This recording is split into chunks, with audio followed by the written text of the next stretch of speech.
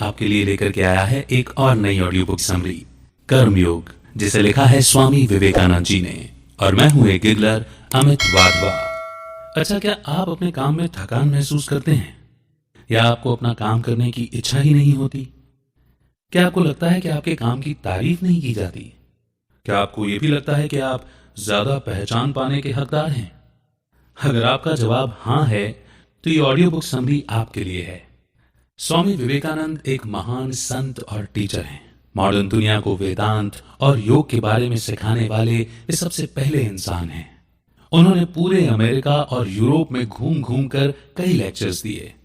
स्वामी विवेकानंद इस बात में विश्वास करते थे कि भगवान की सेवा करने के लिए पहले लोगों की सेवा करना जरूरी है।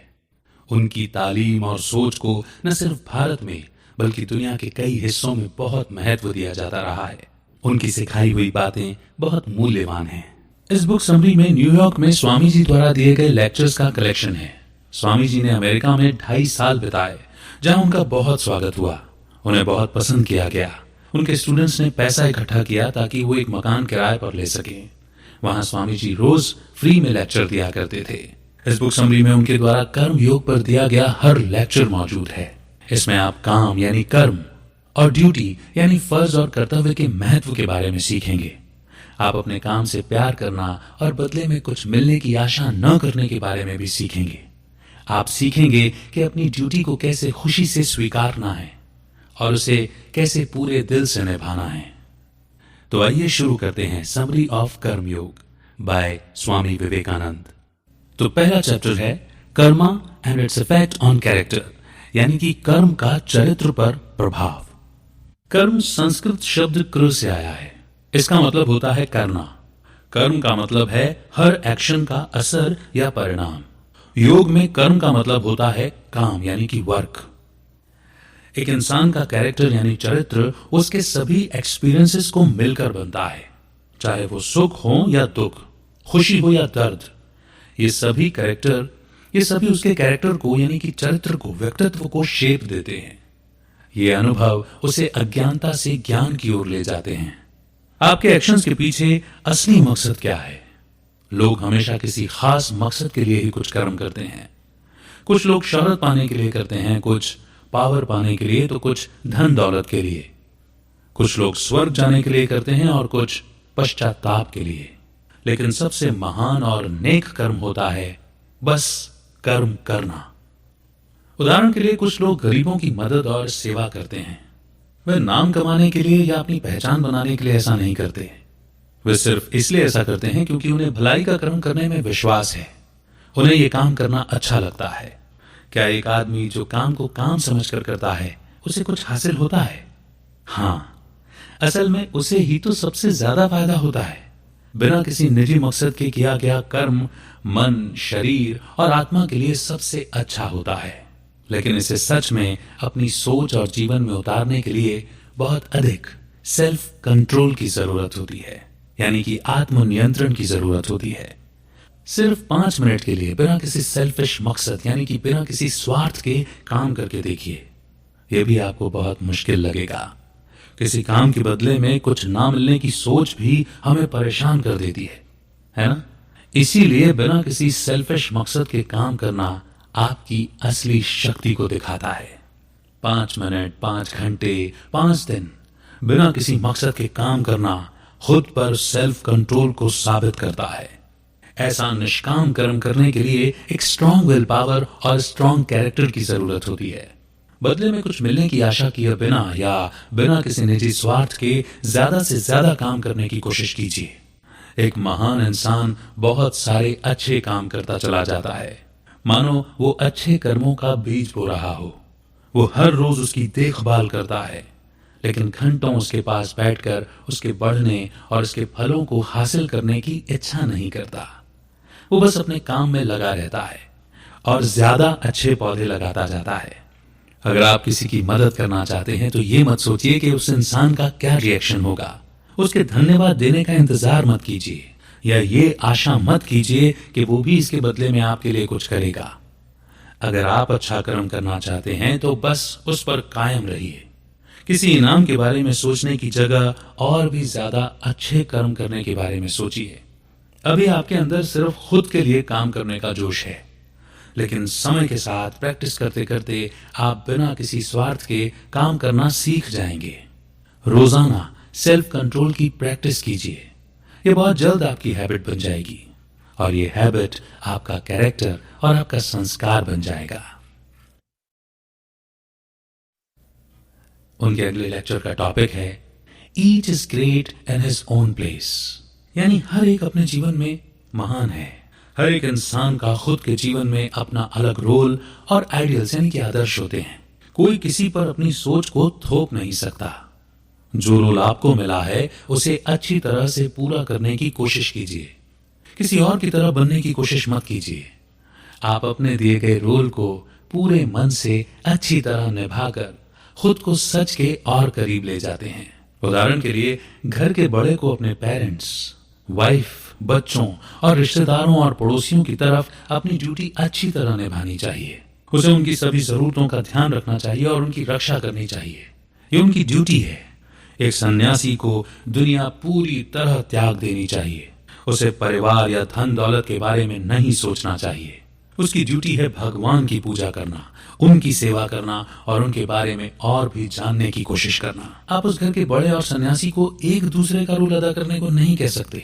उन्हें अपनी जिम्मेदारी निभानी होगी। अपना रोल ठीक से अदा करना ही हमें महान बनाता है। एक बार एक राजा था जो अपने राज्य में आने वाले हर सन्यासी से पूछा करता था, इनमें से कौन महान है, एक सन्यासी जिसने दुनिया को त्याग दिया है या वो घर बार संभालने वाला आदमी जो इस समाज में रहकर अपनी हर ड्यूटी को पूरा करता है। कुछ ज्ञानी लोगों ने कहा सन्यासी ज्यादा महान है। राजा ने इसका सबूत मांगा। जब वो ये शर्त पूरी नहीं कर पाए तो राजा का आदेश था कि उन्हें शादी करके घर बसाना होगा। तो वहीं कुछ लोगों ने कहा कि घर बार वाला आदमी ज्यादा महान है। जब वो इसे साबित नहीं कर पाए तो उन्हें भी शादी करके घर बसाने का आदेश दे दिया गया। फिर एक कम उम्र का सन्यासी आया जिसने कहा कि घर बार वाला आदमी और सन्यासी दोनों ही महान हैं, मगर दोनों अपनी अपनी जगह महान हैं। राजा ने कहा साबित करो। उस युवा सन्यासी ने कहा मेरे साथ एक यात्रा पर चलिए ताकि मैं इसे साबित कर सकूं। राजा अपना राज्य और सेवकों को छोड़कर उसके साथ अकेले ही यात्रा पर चल दिए। वे मीलों तक चलते रहे और आखिर में एक महान राज्य में पहुंचे। उस खूबसूरत राज्य की राजकुमारी शादी के लिए एक अच्छे लड़के की तलाश कर रही थी। वो एक परफेक्ट आदमी को ढूंढने के लिए हर रोज एक समारोह का आयोजन करती। वो राजकुमारी बहुत सुंदर थी। वो जिसे भी पति के रूप में चुनती उसे समय आने पर उसके साथ राज्य पर शासन करने का सौभाग्य मिलने वाला था। बहुत सारे लोग आए लेकिन राजकुमारी को जिसकी तलाश थी वो उसे नहीं मिल रहा था। उसने एक एक करके सभी को रिजेक्ट कर दिया।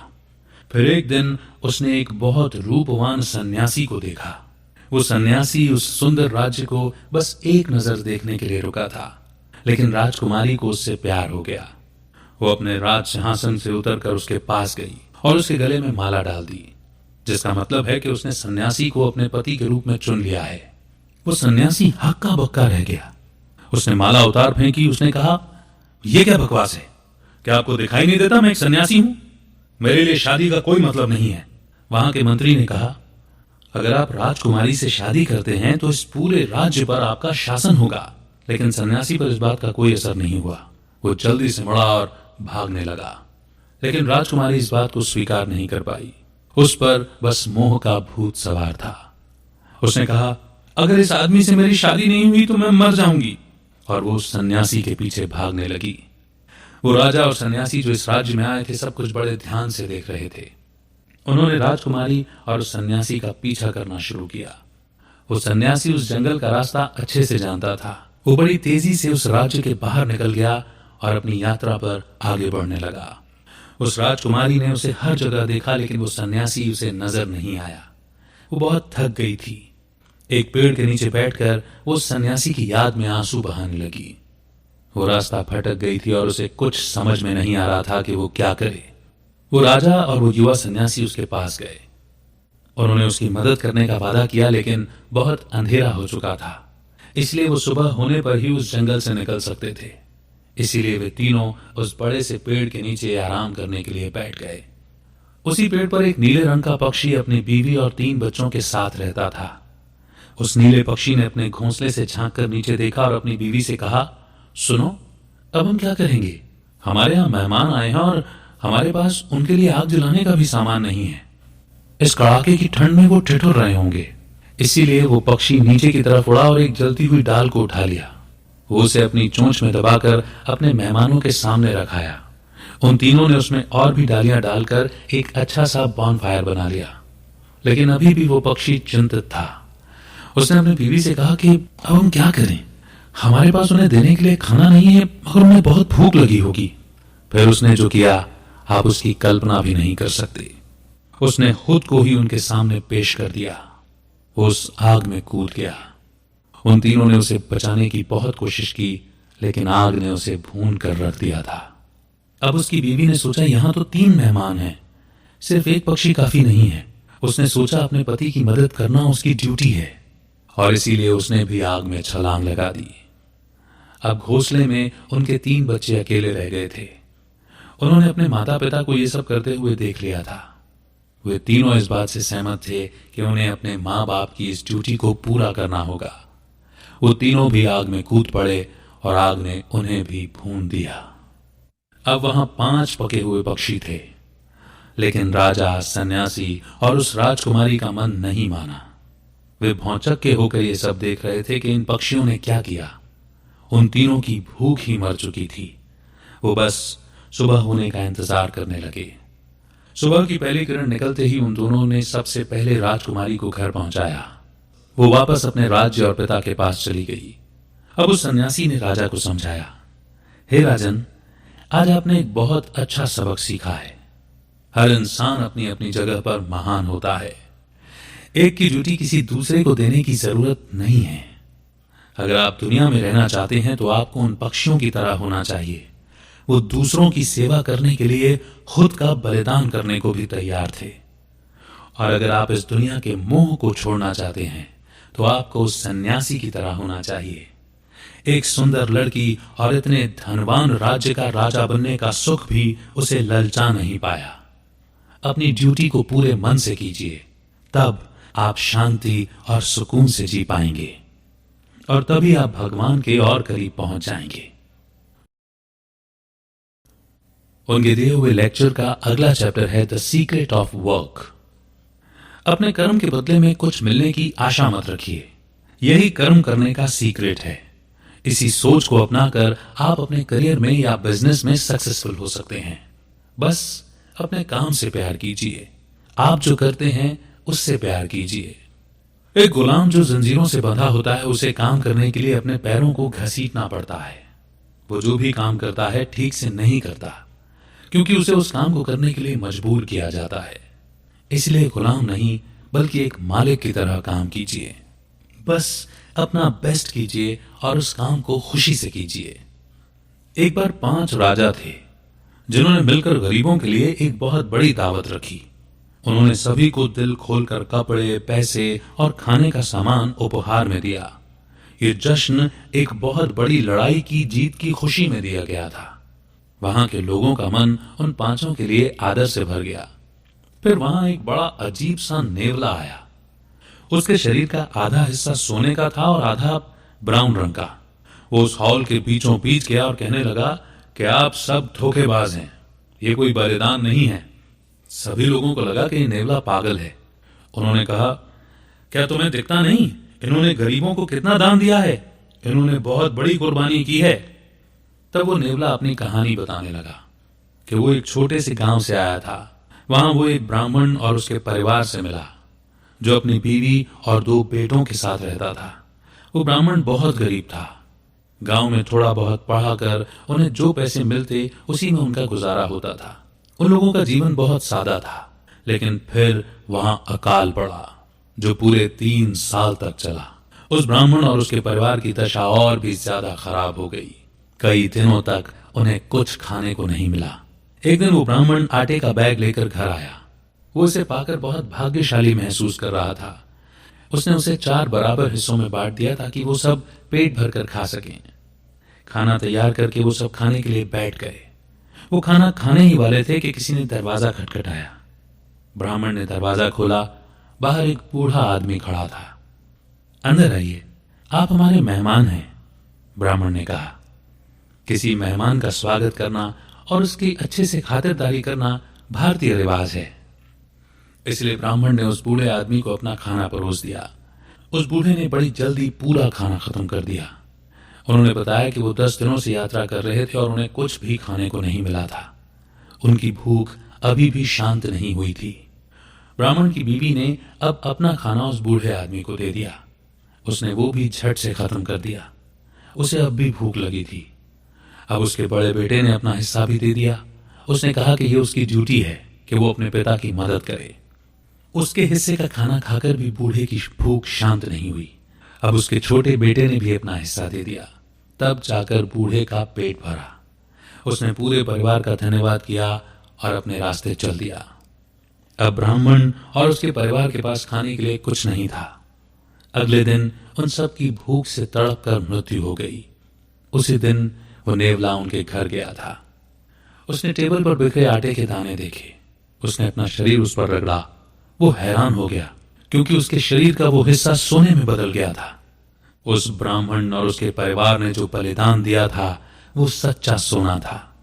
लेकिन उस नेवले को पूरी दुनिया में फिर इतना महान बलिदान देखने को नहीं मिला, इसलिए उसका आधा शरीर ही सोने का था। जो काम प्यार से किया जाता है वो असली सोना होता है।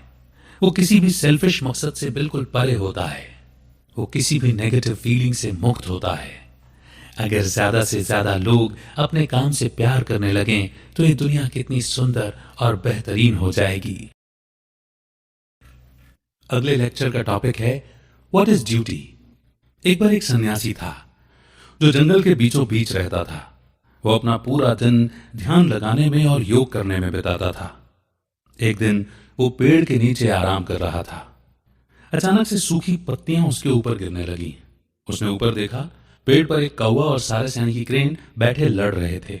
वो हर जगह सूखी पत्तियां फैला रहे थे। उस सन्यासी को गुस्सा आ गया। उसने चिल्लाकर कहा, मुझ पर पत्ते फेंकने की तुम्हारी हिम्मत कैसे हुई? उसने गुस्से से उन दोनों को देखा।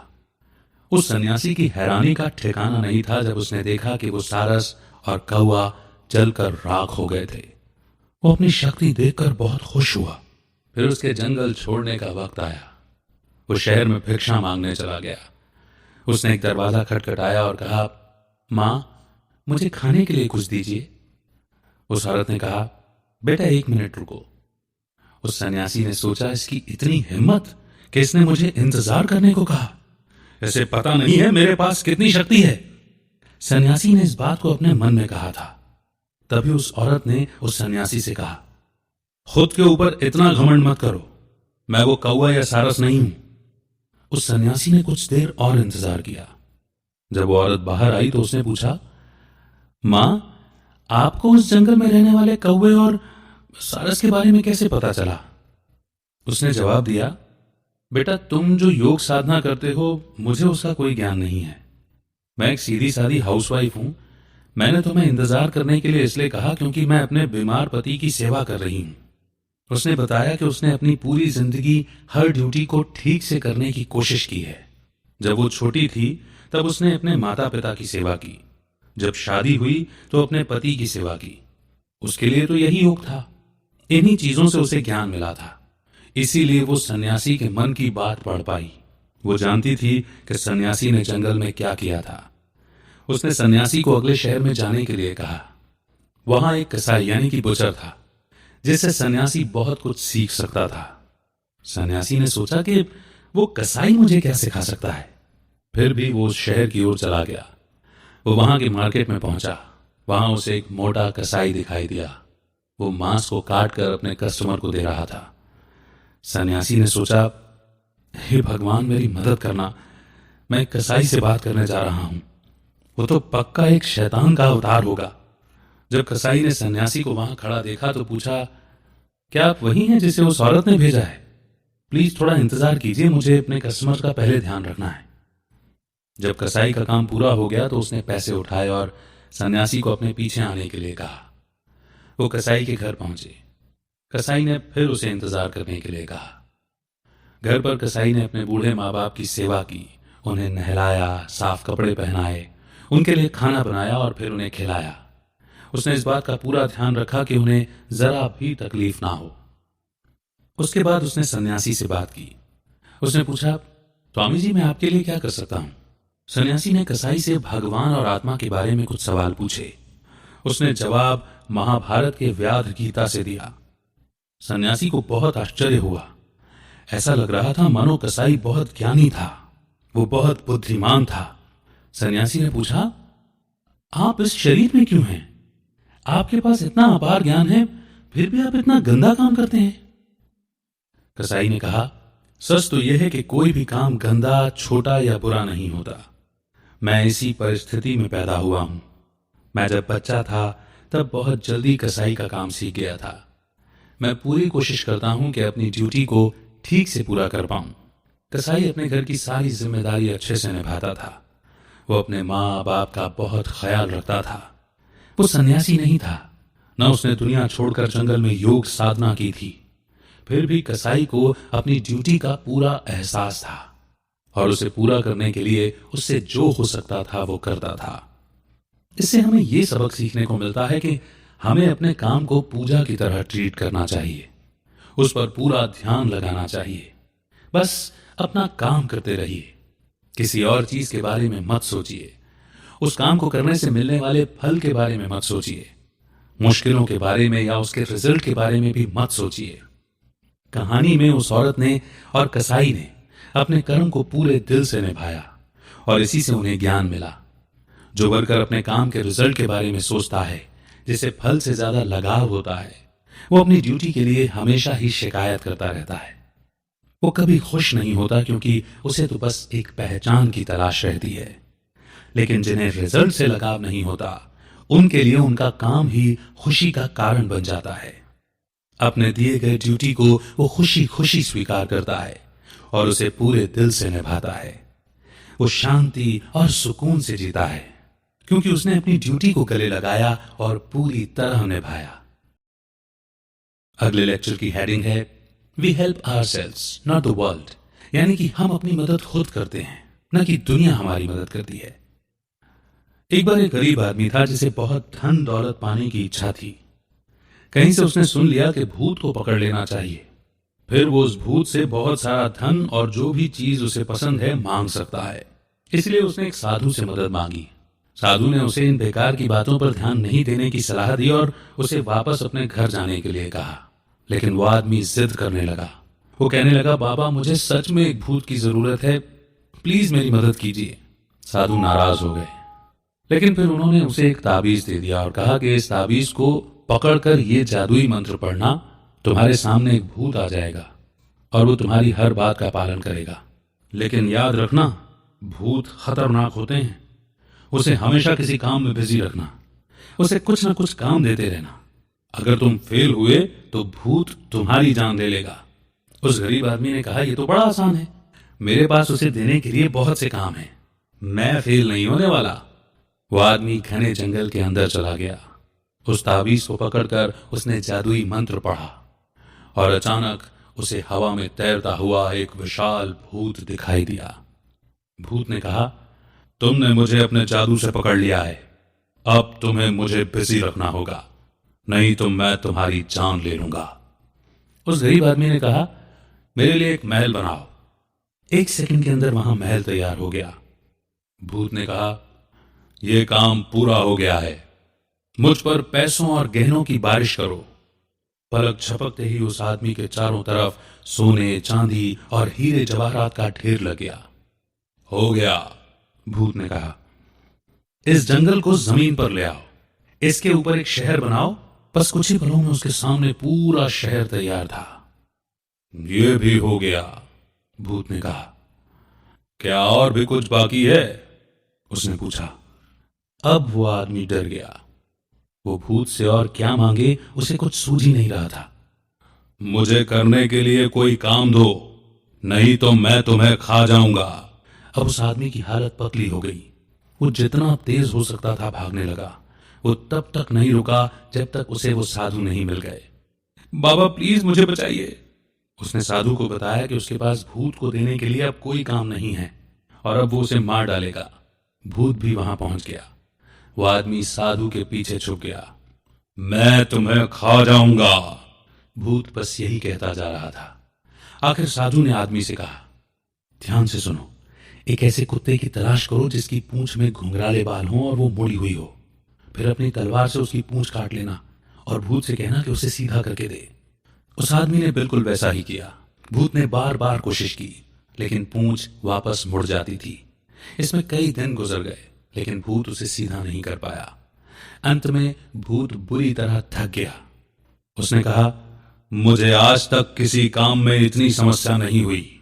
चलो, मैं तुम्हारे साथ एक समझौता करता हूं। अगर तुमने मुझे अभी आजाद कर दिया तो जितना भी पैसा मैंने तुम्हें दिया है तुम वो सब रख सकते हो, और मैं तुम्हें कभी भी नुकसान नहीं पहुंचाने का वादा करता हूं। इस डील से वो आदमी बहुत खुश हुआ और उसने भूत को जाने दिया। जिस दुनिया में हम रहते हैं वो बिल्कुल कुत्ते की पूंछ जैसी है, टेढ़ी। न जाने कितने महान लोगों ने इसे सीधा करने की कोशिश की है, लेकिन जब वो अपनी पकड़ ढीली कर देते हैं तो ये दुनिया फिर से पूंछ की तरह टेढ़ी हो जाती है। इसलिए सबसे अच्छा होता है इस दुनिया के पाप, बुरे कर्मों और गलतियों का असर खुद पर नहीं होने देना। आप उसे कंट्रोल नहीं कर सकते तो बस उसे रहने दीजिए। इसके बजाय उन चीजों पर ध्यान दीजिए जिन्हें आप कंट्रोल कर सकते हैं। अपने काम को और खुद को पहले से भी बेहतर बनाने पर ध्यान दीजिए। प्यार करना, शांत रहना और सही का साथ देना जैसी आदतों को अपनाने की कोशिश कीजिए। जितना हो सके उतने ज्यादा लोगों की सेवा कीजिए। ये दुनिया तब भी टेढ़ी की टेढ़ी ही रहेगी, लेकिन खुद को सीधा करना भी बहुत महान कर्म है। यही है ड्यूटी। तो दोस्तों, इसी के साथ ये ऑडियो बुक समरी यहीं पर खत्म होती है। इस बात से कोई फर्क नहीं पड़ता कि आप कौन हैं या आप क्या करते हैं, आप भी महान बन सकते हैं। इसके लिए आपको साधु बनने की जरूरत नहीं है। आप घर परिवार वाले हों या मजदूरी करने वाले, आपको भी ज्ञान मिल सकता है। सबसे ज्यादा जरूरी यह है कि आप पूरे दिल से और सच्ची भावना से सेवा करें। बस काम को अपना काम समझकर करें, उसे बोझ नहीं समझें। आपको इस बात में संतोष होगा कि आपके दिए हुए रोल को आपने बखूबी निभाया। जब आप बदले में कुछ पाने की इच्छा नहीं रखते, सिर्फ तभी आप सच्ची खुशी को महसूस कर पाएंगे। आपको शांति और सुकून का एहसास होगा। आप बिल्कुल आजाद हो जाएंगे, क्योंकि कर्म ही सच्ची पूजा है।